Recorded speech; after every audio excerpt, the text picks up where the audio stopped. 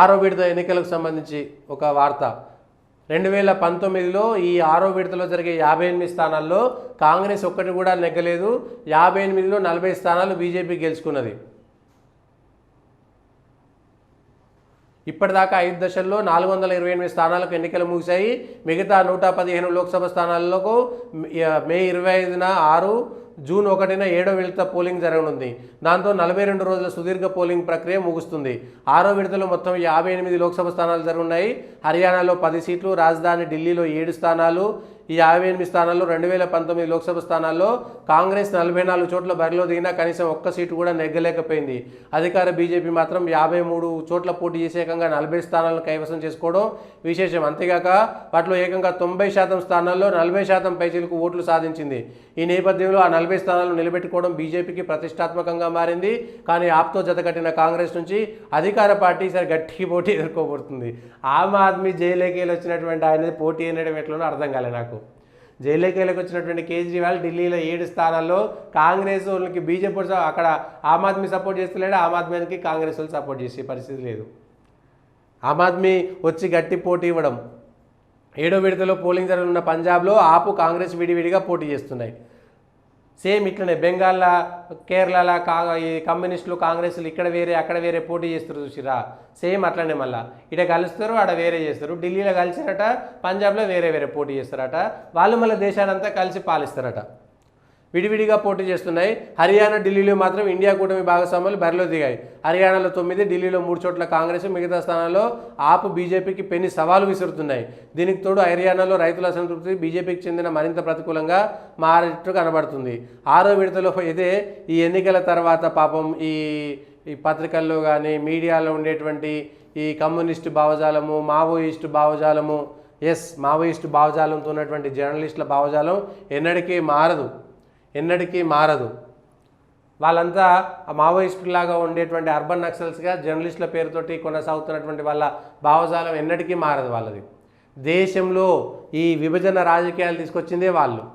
ఈ దేశంలో ఉన్నటువంటి ఈ దేశం అనేటువంటి గౌరవాన్ని, దేశభక్తిని మొత్తం చంపేసేటువంటి వాళ్ళు ఈ పేపర్లలో ఇంకా ఉన్నతమైనటువంటి స్థానాల్లో ఎడిటర్లు, చీఫ్ ఎడిటర్లు, లేకపోతే చీఫ్ రిపోర్టర్లు, లేకపోతే బ్యూరో ఇన్ఛార్జీలు అంతా వాళ్ళే తలగబడ్డారు.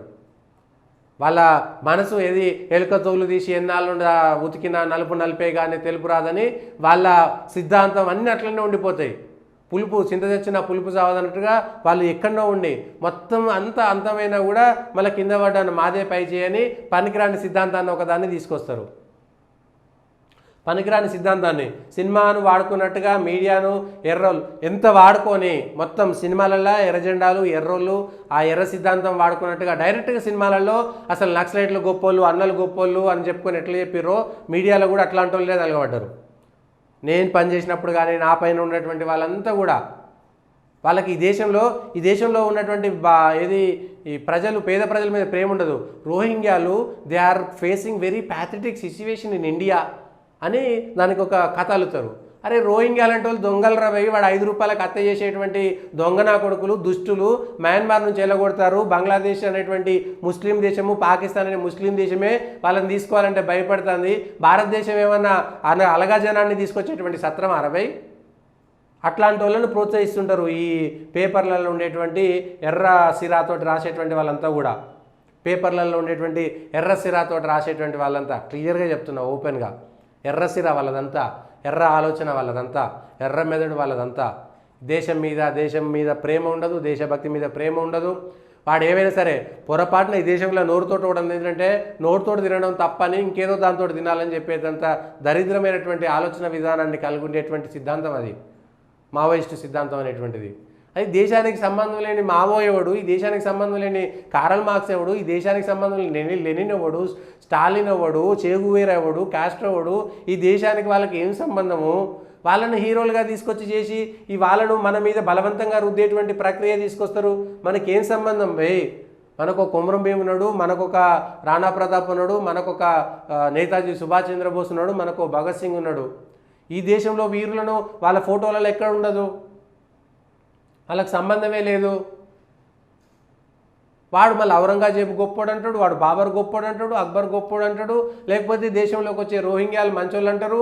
పాకిస్తాన్లో బతకలేనటువంటి వాళ్ళు ఇడికొస్తే అరే భయ్ పాకిస్తాన్ ఎందుకు రా భయ్ మరి నువ్వు తీసుకున్నావు, కలిపేరు మళ్ళీ భారతదేశంలో బంగ్లాదేశ్ను పాకిస్తాన్ను మయన్మార్ను మళ్ళీ కలుపురు ఈ దేశంలో.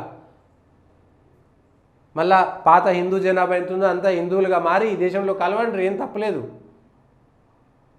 సో ఈ అంశాలను మాత్రము చూసుకోవాలి.